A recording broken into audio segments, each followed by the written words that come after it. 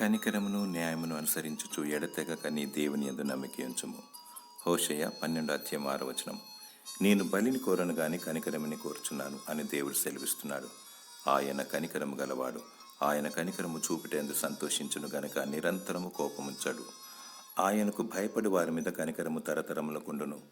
దేవుని ప్రేమించి ఆయన ఆజ్ఞలను పాటిస్తే 1000 తరముల వరకు కరుణించబడతాము. కనికరము గలవారు ధన్యులు, వారు కనికరము పొందుదురు. తండ్రి కనికరము గలవాడయున్నట్టు మీరును కనికరము గలవారయుండుడి. కనికరము చూపనివాడు కనికరము లేని తీర్పు పొందును. సందేహపడు వారి మీద కనికరము చూపుడి, భయముతో కొందరిని కరుణించుడి. నిత్య జీవార్థమైన మన ప్రభువగు యేసుక్రీస్తు కనికరము కొరకు కనిపెట్టుచు దేవుని ప్రేమలో నిలుచున్నట్లు కాచుకొనుడి.